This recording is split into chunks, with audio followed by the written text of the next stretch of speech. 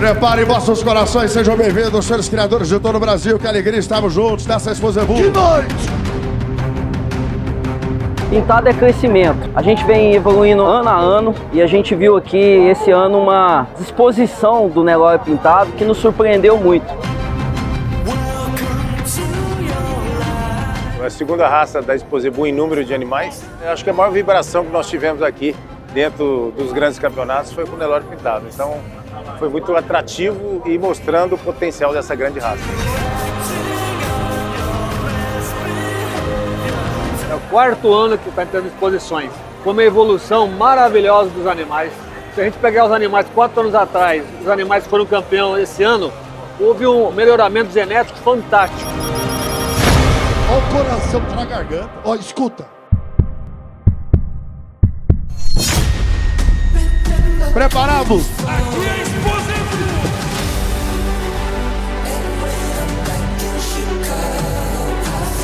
Eu sou um apaixonado por Nelore Pelagens, então assim, nada mais do que um orgulho de dever cumprido que a gente conseguiu mais um ano esses resultados tão bons como a gente teve esse ano aqui na Exposebu. Casa cheia, terceira edição do leilão Nelore Pintado Exposebu, encontro dos campeões, um leilãozaço onde todos os promotores não abdicou de colocar grandes campeões em pistas, grandes genearcas, principais linhagens do Nelore Pintado.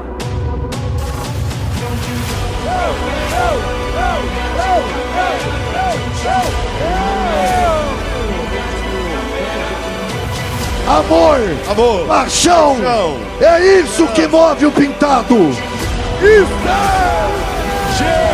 é brasilidade. Aqui.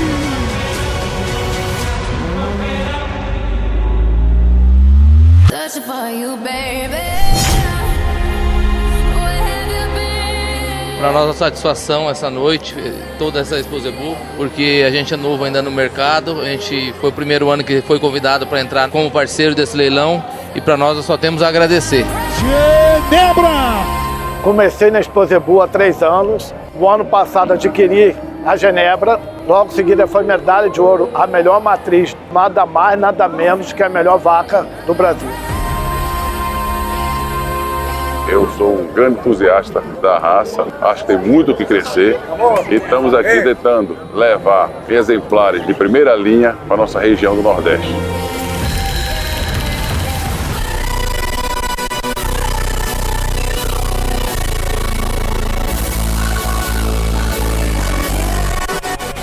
Vem,